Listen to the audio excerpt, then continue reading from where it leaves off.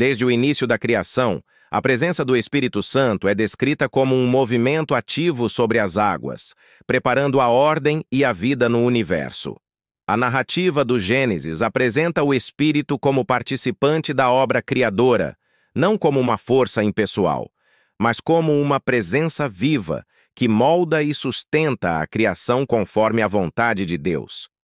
Esse primeiro vislumbre já demonstra que sua ação não se limita à redenção, mas começa no próprio ato de criar. Ao longo dos dias antigos, a ação do Espírito Santo se manifestava de maneira seletiva, vindo sobre pessoas específicas para missões determinadas. Ele não era derramado sobre todos indiscriminadamente, mas descia sobre líderes, juízes, reis e profetas, concedendo-lhes poder, sabedoria ou coragem para cumprir tarefas singulares. Não havia ainda a promessa de habitar continuamente em todos os que pertenciam ao povo de Deus, pois o plano de salvação ainda não havia sido consumado. No período dos patriarcas, o Espírito Santo era percebido nas revelações divinas e nas direções dadas aos líderes escolhidos. José, por exemplo, foi reconhecido no Egito como alguém que possuía o Espírito de Deus, pois interpretava sonhos e revelava mistérios ocultos. Tal reconhecimento era raro, e apenas aqueles a quem Deus designava eram revestidos dessa presença. Com Moisés, a atuação do Espírito se mostrou de forma decisiva para a condução de um povo inteiro. O líder do Êxodo recebia orientação clara, sinais e poder para enfrentar Faraó e guiar Israel pelo deserto. A glória visível no tabernáculo e a nuvem que os acompanhava eram reflexos da ação divina sustentada pelo Espírito, que agia em harmonia com o Pai e o Filho, ainda não revelado em carne. No período dos juízes, o Espírito Santo descia sobre homens e mulheres para libertar Israel de opressores. Sansão recebia força extraordinária. Gideão era revestido de coragem. Débora falava com autoridade profética. Essas manifestações, no entanto, tinham caráter temporário e específico, não permanecendo continuamente com o indivíduo. Com a monarquia, o Espírito passou a agir de forma diferenciada sobre os reis ungidos.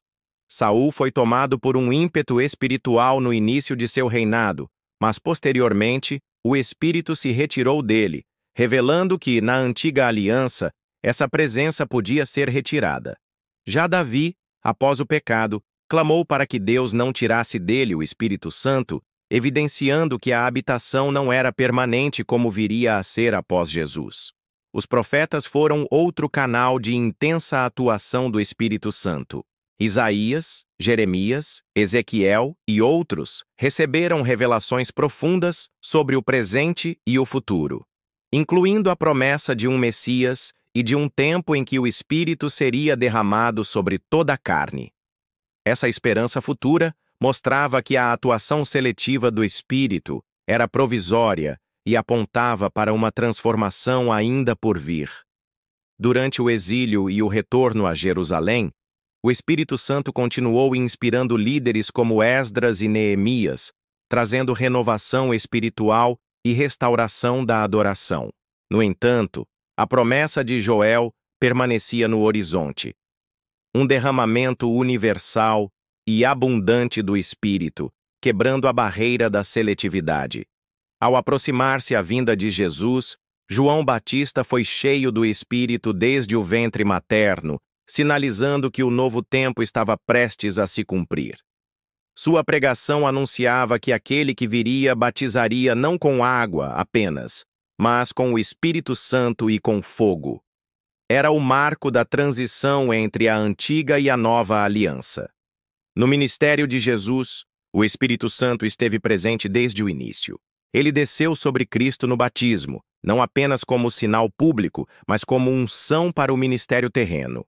A partir de então, Jesus realizou sinais, curas, libertações e ensinamentos no poder do Espírito, mostrando ao mundo a perfeita sintonia entre o Filho e o Consolador. Jesus prometeu aos discípulos que o Espírito Santo seria enviado como Consolador e guia. Durante sua vida, o Espírito agia por meio dele, mas após sua ascensão, agiria diretamente na vida de cada crente. Essa promessa preparava os seguidores para uma nova dimensão de relacionamento com Deus, onde a presença divina habitaria dentro de cada um. A morte e ressurreição de Cristo abriram o caminho para que o Espírito Santo pudesse habitar permanentemente nos crentes. A purificação dos pecados e a reconciliação com o Pai tornaram o coração humano um templo adequado para essa presença constante. Não mais visitas ocasionais, mas residência eterna. O Pentecostes foi o ponto de virada. Nesse dia, o Espírito Santo foi derramado sobre todos os discípulos reunidos, enchendo-os de poder e capacitando-os a falar em línguas e anunciar as maravilhas de Deus a povos de diversas nações. A promessa feita pelos profetas se cumpria diante de todos, inaugurando a era da Igreja. Após o Pentecostes, a ação do Espírito Santo se tornou a força motriz da expansão cristã. Ele guiava os apóstolos, confirmava a palavra com sinais, fortalecia os perseguidos e concedia dons espirituais para a edificação da comunidade. A liderança não era mais baseada apenas em posição ou herança, mas na unção e no chamado manifestos pelo Espírito. O Espírito Santo passou a habitar em cada crente, tornando todos sacerdotes diante de Deus. Essa mudança radical nivelou a comunhão espiritual, permitindo que homens, mulheres, jovens e idosos experimentassem a mesma presença e direção divina. Não havia mais distinção de função para receber o Espírito. A fé em Cristo era suficiente. Na vida de oração, o Espírito Santo intercede com gemidos inexprimíveis, ajudando na fraqueza e alinhando o coração humano à vontade de Deus. Essa dimensão íntima não era comum antes de Jesus, pois a reconciliação plena ainda não havia sido realizada. Agora, a comunicação com Deus se tornava mais direta e profunda. A atuação do Espírito Santo também se manifestou no fortalecimento diante das perseguições. Os primeiros cristãos, cheios do Espírito, enfrentavam prisões e mortes com coragem e alegria. O Consolador transformava o medo em ousadia e a fraqueza em testemunho poderoso. Além disso, o Espírito distribuiu dons espirituais variados: ensino, profecia, cura, administração, hospitalidade e muitos outros, todos para a edificação do corpo de Cristo. Essa diversidade mostrou que a Igreja não dependia de um líder humano central, mas do agir conjunto do Espírito em todos. O Espírito Santo também assumiu o papel de convencer o mundo do pecado, da justiça e do juízo.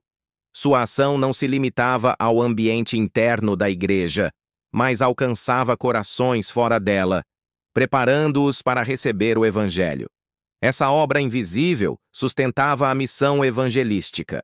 Na santificação, o Espírito molda o caráter, produzindo o fruto do Espírito: amor, alegria, paz, paciência, benignidade, bondade, fidelidade, mansidão e domínio próprio. Esse processo contínuo vai transformando o crente à imagem de Cristo, algo que na antiga aliança era muito mais restrito e dependente de leis externas. O Espírito Santo guia o povo de Deus, direcionando decisões, abrindo portas para o Evangelho e fechando caminhos que não fazem parte do plano divino. Os relatos de Atos mostram Paulo e outros missionários sendo impedidos ou conduzidos a lugares específicos pela voz e pela paz interior que o Espírito concedia. Ao longo dos séculos, essa presença contínua sustentou a Igreja, mesmo em tempos de escuridão espiritual. Movimentos de avivamento, conversões em massa e renovações de fé sempre estiveram ligados a uma nova percepção da obra do Espírito na comunidade cristã. Hoje, o Espírito Santo continua a atuar de forma global e pessoal. Ele levanta líderes, desperta missionários, inspira louvor e conduz multidões ao arrependimento. Sua voz ainda guia, consola, corrige e fortalece, assim como nos dias dos apóstolos.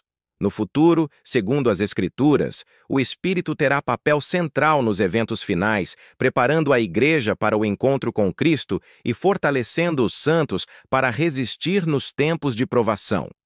Ele será o selo que garante a salvação até o dia da redenção. A ação do Espírito Santo, portanto, mudou profundamente com a vinda de Jesus. Antes, ele atuava de modo seletivo e temporário, preparando o cenário para o Messias. Depois, tornou-se uma presença permanente e universal entre todos os que creem, cumprindo a promessa de que Deus habitaria não mais em templos de pedra, mas em corações humanos. Essa transição representa uma das maiores mudanças da história espiritual da humanidade. O Espírito, que antes vinha e ia, agora permanece para sempre, guiando cada passo, inspirando cada palavra e transformando cada vida que se rende ao senhorio de Cristo. A história da salvação é, em grande parte, a história da ação do Espírito Santo. Desde a criação até a consumação final, ele atua em perfeita unidade com o Pai e o Filho, conduzindo a humanidade redimida para o destino eterno planejado desde antes da fundação do mundo. Compreender essa diferença antes e depois de Jesus é reconhecer que vivemos no tempo mais privilegiado da história espiritual, o tempo da habitação contínua, do acesso direto e da transformação diária operada pelo Espírito Santo.